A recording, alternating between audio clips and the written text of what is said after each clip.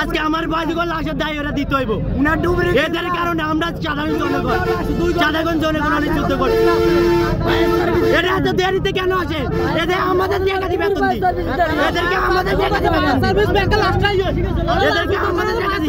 তারপরে আসলে পরে এদের লোক দুজন নামে আসলে পরে যারা আমার ভাইদের লাশ ঢুকতে দেয় না, আমাদের ভাইদের বাঁচাতে পারতো, ওনাদের কারণে আমাদের 5টা ভাই মারা গেছে।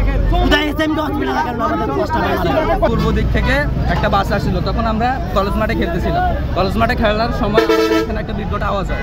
আওয়াজ হওয়ার সাথে সাথে আমরা এদিকে তাকানোর পরে দেখতেছি একটা বাসটা উল্টে পড়তেছিল আর কি খালের মধ্যে পড়ার সাথে সাথে আমরা কয়েকজন প্লেয়ার মিলে আমরা নামি। তৎক্ষণাৎ নামার পর আমরা 4 জনকে উদ্ধার করতে পেরেছি। 4 জন নিহত ছিল আর আমরা 6 জনের মধ্যে একজন অজ্ঞান অবস্থা ছিল, তাকে আমরা সিএনজি করে ন্যাশনালে পাঠিয়ে দিয়েছি। আর 5 জন আমরা মৃত পেয়েছি।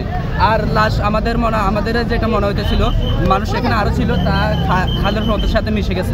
রুগী নিছে, একটা রুগী ট্রিটমেন্ট করা হয়নি, বুঝছেন নি? আর সব ন্যাশনাল আমরা ন্যাশনাল বাংলাদেশে চলে গেছে, আমরা সেনাবাহিনী লেগে গেছি ওই জায়গার মধ্যে।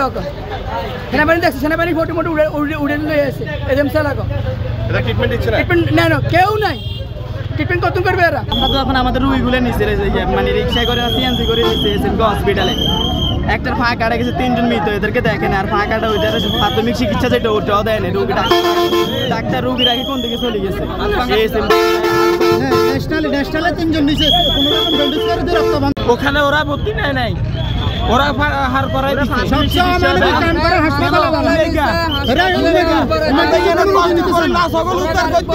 আর এরা ভর্তি নেয় নাই, এরা ভর্তি নেয় না, নিবে না। আপনার মানে